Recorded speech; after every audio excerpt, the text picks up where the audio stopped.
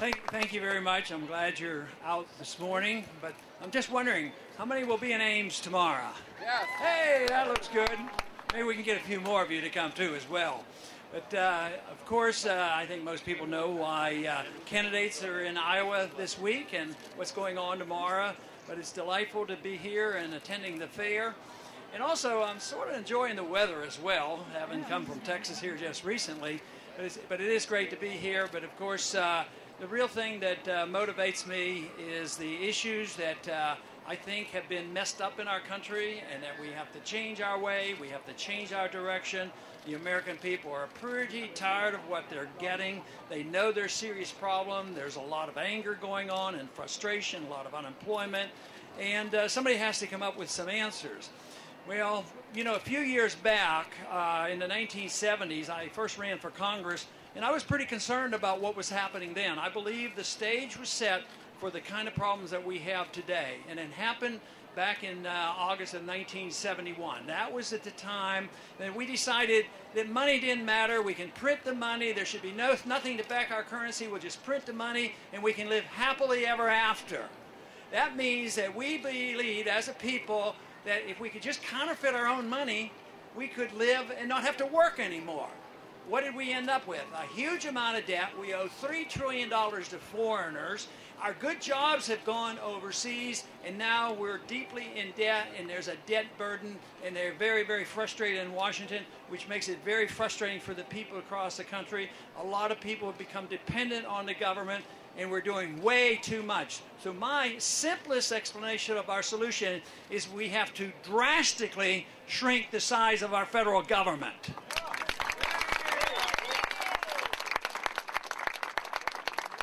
Most people are starting to realize this, but the big argument is, where are we going to shrink it?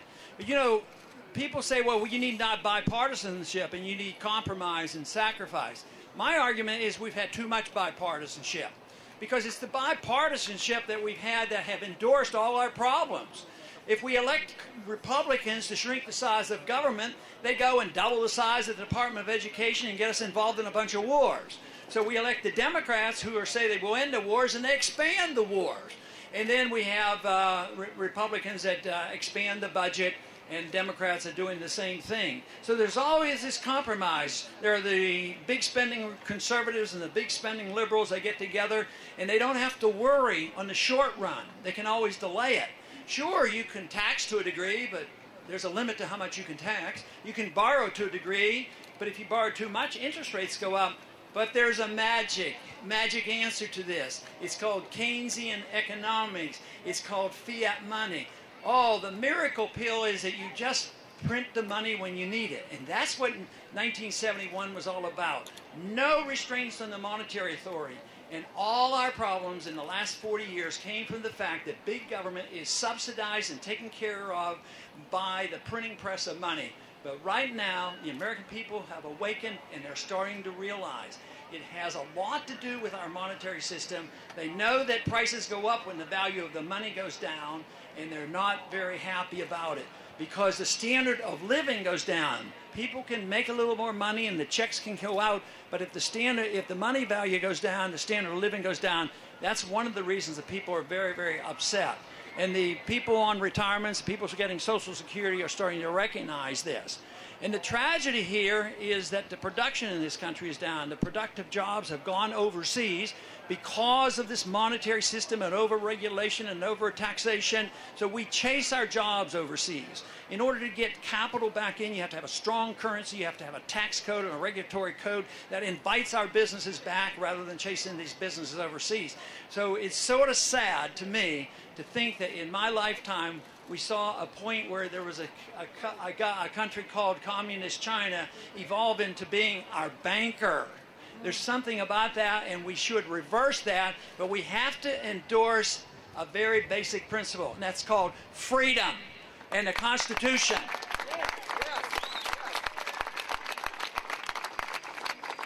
But since it was bipartisanship that got together and spent all the money, how do you get out of this mess? How do you get people to agree to cut spending? And that's where the difficulty is, and there's no agreement in Washington. So what I have done is I've tried to propose a way to try to get the two sides to come together. But I think the area that we could most easily cut is what we spend overseas. We spend way too much overseas. We have an American empire overseas. We spend trillions of dollars. We're obligated to spend trillions of dollars taking care of the seriously wounded and injured individuals coming back home, which we're obligated to do. And we pass out all this foreign aid, and it's all supposed to be for national security. All this militarism doesn't help us. It doesn't make us secure. People won't vote against it because if you vote against a military budget, not realizing all you're doing is giving subsidies to the military-industrial complex, they claim and they accuse you of being un-American and not caring about the military. I'll tell you what, that's the way I've been voting, and I'm very proud of one thing. During this campaign and the last campaign, our campaign always raised the most money from the military people, more than all the other candidates put together.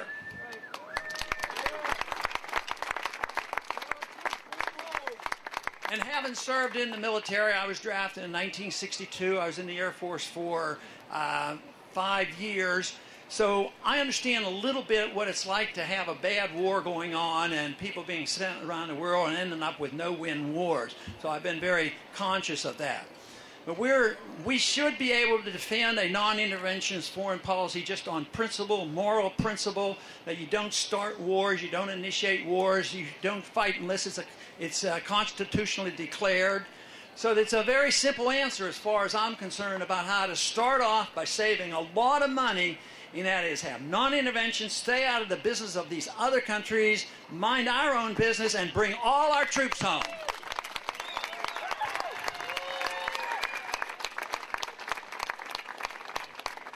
And that means the Middle East, Japan, Germany, South Korea, the whole works. Because that, if you do that one thing instantaneously, and the president does have the authority to move the troops around, that means bring the troops home. If they're going to get paid all this money, let them spend the money here rather than Japan and Germany. So that, it just psychologically, it would give a tremendous boost to our economy. But you have to change a lot more than that. You have to change the nature of what the people want. The appetite for big government has been around for a long time. There's a lot of blame to go around. You can blame our presidents. You can blame our Congresses. You can blame you can blame bad philosophy, the philosophy of economic intervention. But you also have to look to the people. How many people ask their congressman, I want you to vote for this, I want you to vote for this, yes, I believe we should be over there, you should fight this war and do all these things. Congressmen have over the years voted for these things and gotten reelected. So government very frequently and most likely will reflect the attitude of the people. That's why I'm interested in changing attitudes and understanding of what government should be, the role of government. That is the question that we must ask. What should the role of government be? Should it be to police the world and finance a welfare entitlement system? Or should it be, as the founders wanted and our Constitution dictates, that is, the purpose of the Constitution is to protect your personal liberty?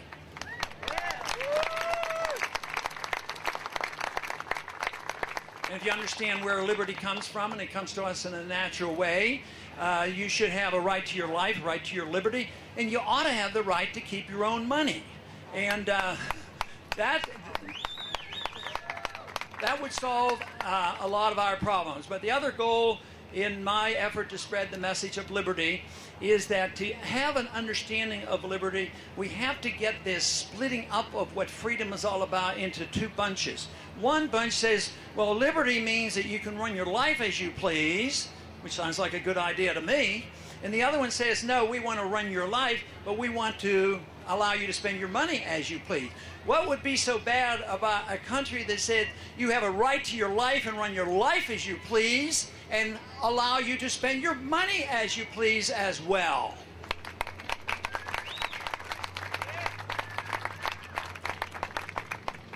But the correction has to come not only with the change of our foreign policy, we have to deal with the monetary system because it is coming to an end. The financial markets are in shambles, and they've been that way for several years, and it's going to get much worse because we're trying to correct 40 years of mistakes, 40 years of debt accumulation and malinvestment.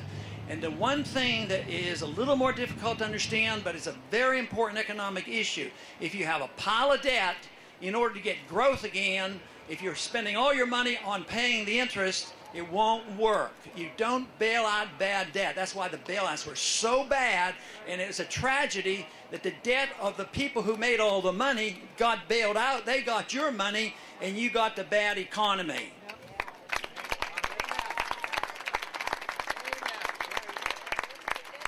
If an individual is bankrupt and has too many credit cards and too many cars, and they lose their job or downsize on their job and their income, they know they have to cut back, get rid of the credit cards, sell a couple cars, and once they get out of debt, they can have economic growth again. And a country has to do the same thing. But politically, it's virtually impossible for the politicians to do that, because there's always one group saying, do it because I want to keep what I earn, but then there's another group that said, no, you're going to cut my check. And they get very angry. And that's what's happening in the world. This is a worldwide phenomenon. It is not just in the United States. And it's because we did issue this funny money, this paper money.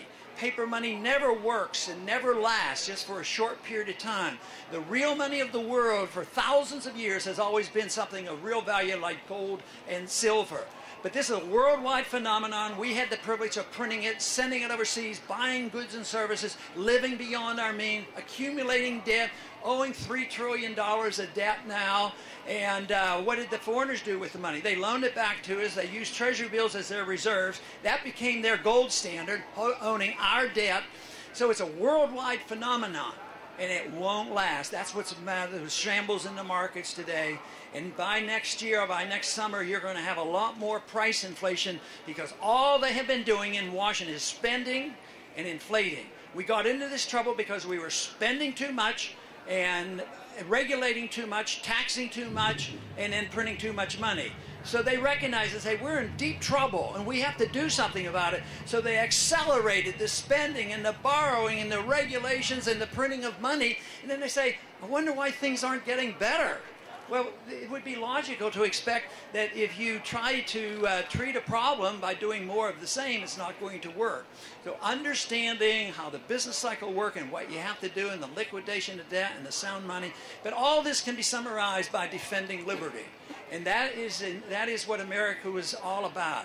Liberty and freedom of choice. We had the largest middle class and the wealthiest country in the world, and we're losing it. The middle class has been shrinking now significantly for 10 years. We are losing our jobs in this country, but this can all be reversed, and it's not difficult. Understand and respect where our liberties come from in a natural, God-given way. Defend that and have confidence that it does work. And also, what fits in so perfectly with this is all you have to do, and all you have to do to have achieved this is ask anybody that you vote for, how serious are they and how consistent were they in defending the Constitution? If we go back to the Constitution, we're going to solve just about all of our political and economic problems. Thank you very much.